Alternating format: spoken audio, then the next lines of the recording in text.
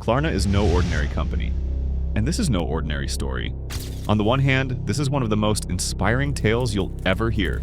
How a broke kid flipping burgers at Burger King grew up to totally disrupt the global financial system, building a pastel pink shopping app. That became Europe's most valuable private tech startup, worth a mind-blowing $45 billion. But there's also a very dark story here. How a company that promised a frictionless, consequence-free paradise intentionally engineered a psychological trap inside the human brain, hooking an entire generation on an addictive debt loop. There are very few modern fintech giants with as many hidden horror stories as Klarna. This is a story about hidden multi-million-dollar deficits, secret backroom deals to rent active banking licenses, and how Klarna's CEO literally bribed retail giants with $500 million in cheap shares just to manufacture a public market illusion. It's a story about exploding 36% interest rates, a brutal investor fraud lawsuit, and a ruthless corporate puppet master aggressively firing thousands of human workers to replace them with an automated AI experiment. And yet, despite a catastrophic stock market nosedive and an empire built on buy now, pay never, over 150 million people still use Klarna every single day. So it's time we peel back the beautiful pink curtain and delve into the truth. Welcome to the Insane Truth About Klarna.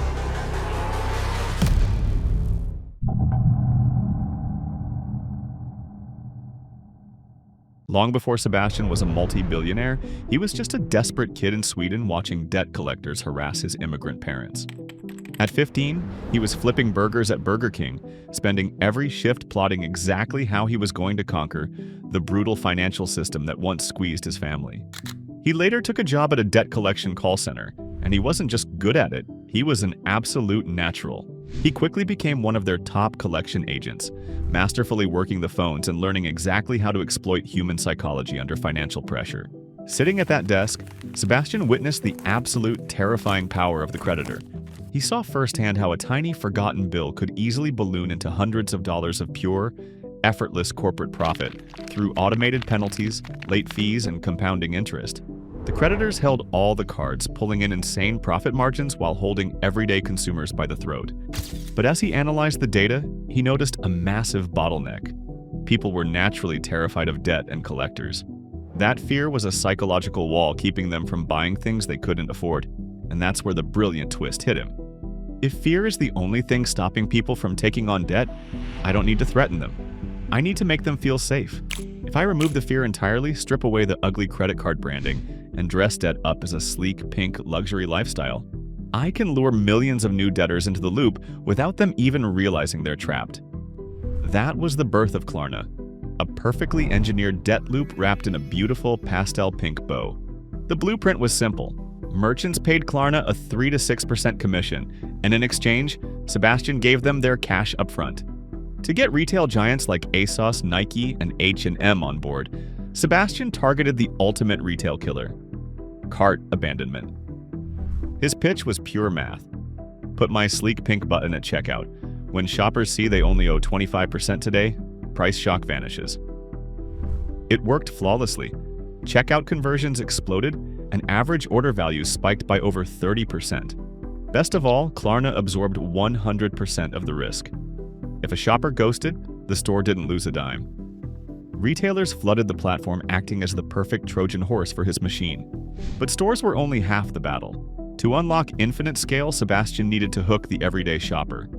His pitch was engineered for zero anxiety. No long forms, no rigid credit checks, and zero interest.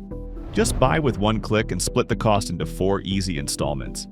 He masterfully rebranded debt as a consequence-free shopping privilege. The public became instantly addicted. Klarna turned into a massive cultural phenomenon for a younger generation that dreaded credit cards but loved to splurge. This transformed Sebastian into a global tech rock star. To the world, he wasn't a corporate predator. He was a financial savior, a tech Robin Hood disrupting greedy old-school banking.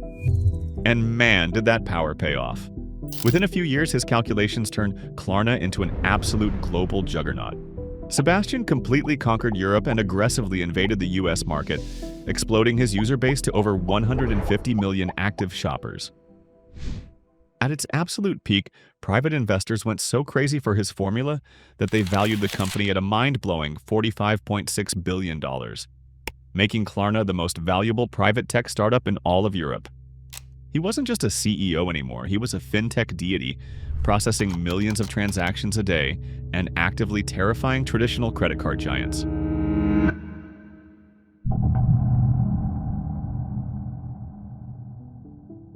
But by early 2025, Sebastian's elegant machine hit a devastating brick wall. The human glitch he exploited started biting back. For millions of cash-strapped users, buy now, pay later accidentally became buy now, pay never. His immediate calculation? If they won't pay on time, I'll make them pay for being late.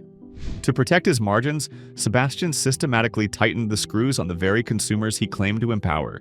He weaponized penalties, slapping users with $7 failed payment fees and cranking interest rates up to a blistering 35.9%. He even authorized charging a petty €1.20 just for sending an automated email reminder. But the macroeconomy was moving faster than his calculations. With consumer defaults spiking, Klarna's credit losses surged 17% to a massive $136 million. Worse, because Sebastian borrowed money to fund these consumer loans. Klarna's own interest expenses spiked 15% to $130 million in Q1 of 2025 alone. Sebastian was officially trapped in his own debt loop. Publicly, he used clever accounting to flash a positive EBITDA profit of $3 million on $700 million in revenue to keep the public hooked. But privately, he was staring at a devastating $99 million net loss in a single quarter. He knew the pink illusion was fracturing. If he marched onto Wall Street showing a $99 million hole, investors would laugh him out of the room. Sebastian needed to save his empire.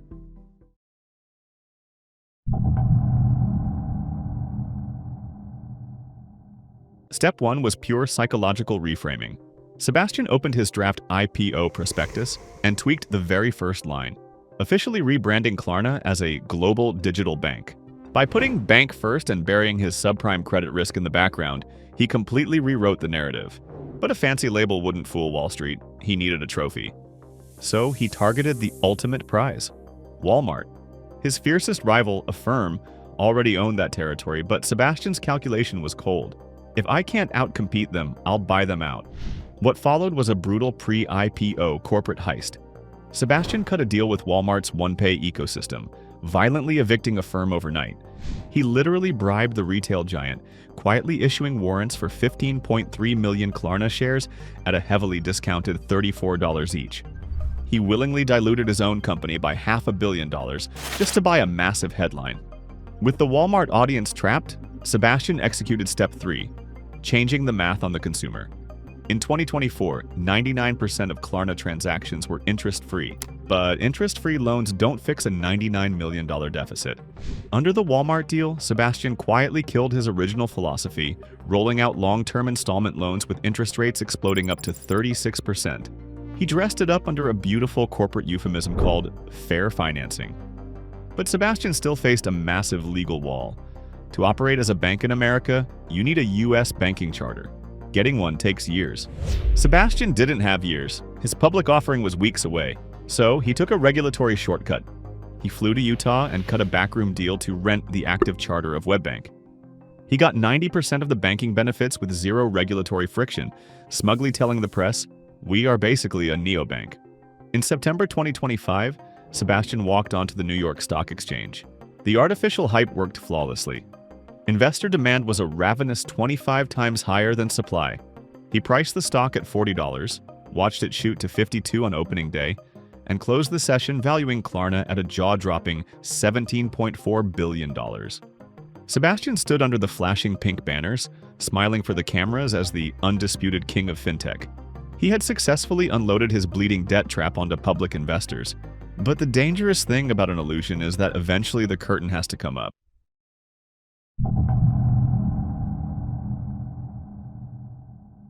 The multi-billion-dollar IPO hangover hit Sebastian almost instantly. Just weeks after the confetti settled, the brutal reality of public transparency forced him to drop Klarna's Q3 financial report. On the surface, he tried to spin a massive victory, boasting that gross merchandise volume hit $32.7 billion and revenue reached $900 million. But Wall Street isn't easily fooled by big top-line numbers. Analysts looked straight past the hype and dug into the net income.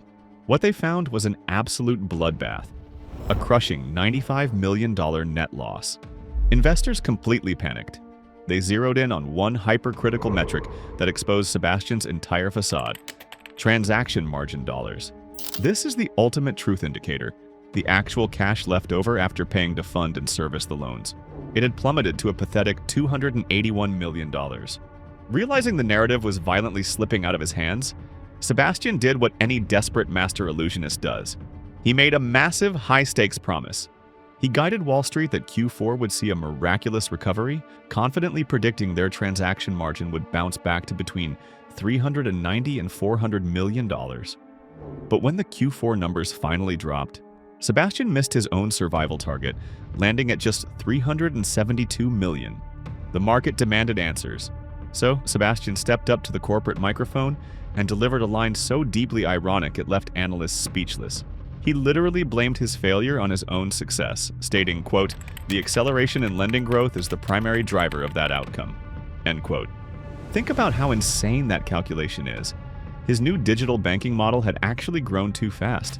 Writing $2.5 billion in new long-term consumer loans instantly triggered $80 million in upfront regulatory credit losses, while pulling in a measly $40 million in upfront revenue. Sebastian's promised $180 million in future interest profit was trapped months, even years down the line. And that future profit entirely depended on financially broken, cash-strapped users actually paying off their bills. The illusion was completely shattered. Investors realized they hadn't bought a cutting-edge global tech bank. They had bought a volatile debt machine that bled cash every single time it expanded. Public trust completely evaporated. A massive sell-off triggered, sending Klarna's stock screaming into a brutal 75% nosedive below its original IPO price. Then, on December 22, 2025, the ultimate trap snapped shut. A massive shareholder class action lawsuit was slammed onto Sebastian's desk by the legal heavyweights at Hagens Berman. They didn't pull any punches, accusing Sebastian of active corporate deception, alleging he intentionally misled the public and hit a staggering 102% spike in credit loss provisions just to pull off his multi-billion-dollar IPO payday. Partner Reed Catherine put a knife right into Sebastian's narrative, quote, "When a company's credit loss provisions double almost immediately after going public, it raises serious questions about whether the IPO documents were truly transparent," end quote. Sebastian aggressively fired back, claiming the allegations lacked any merit, but it was too late. The brilliant puppeteer who built an empire on consumer debt had been totally outsmarted by his own math.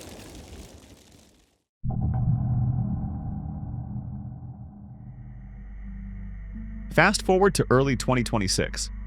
Sebastian runs straight to the financial media with a triumphant smile. He proudly announces a massive corporate milestone. Klarna has just generated a staggering $1 billion in total revenue. The headlines scream that his pink empire is finally, officially profitable. But if you pull back the curtain on this grand announcement, the actual math becomes almost comical. Out of that massive $1 billion in revenue, Klarna's actual net income was a microscopic $1 million. Think about that. One single dollar of true profit for every $1,000 flowing through his system. The stock remains frozen at rock bottom, and that explosive investor fraud lawsuit is actively threatening his entire corporate survival. And the puppet master isn't done rolling the dice just yet. In a desperate, cold-blooded attempt to slash operating costs, Sebastian pivoted to a bold new obsession, completely replacing human labor with generative AI. He proudly boasted to the media that a single OpenAI-powered chatbot had taken over the workload of 700 full-time customer service agents, allowing him to shrink Klarna's total workforce from 5,000 down to 3,500. The catch? His automated experiment violently backfired. Klarna's internal dashboard celebrated massive deflection rates, completely ignoring a devastating reality. The AI wasn't actually resolving complex billing disputes or fraud reports. It was just trapping frustrated customers in endless, unhelpful robotic loops until they gave up out of pure exhaustion. Social media erupted with complaints, repeat inquiries skyrocketed, and customer satisfaction absolutely cratered. The crisis forced a humbled Sebastian into a humiliating public U-turn, openly admitting, "We focused too much on cost." The result was lower quality. But instead of bringing back stable jobs, he executed one final, ultra-cynical twist. He began recruiting human support via a hyper-flexible, Uber-style setup, hiring cheap gig workers and students to log onto an app just to clean up the digital chaos his broken AI left behind. This is the definitive moral of Sebastian's arc. When you spend years building an empire by teaching the world to live on borrowed time, you really shouldn't be surprised when the macroeconomic debt collectors eventually come to repossess your legacy. If you've got cash to burn, welcome to the Bag Holder Association. And if you'd rather keep yours, subscribe. We'll watch billion-dollar companies burn theirs instead.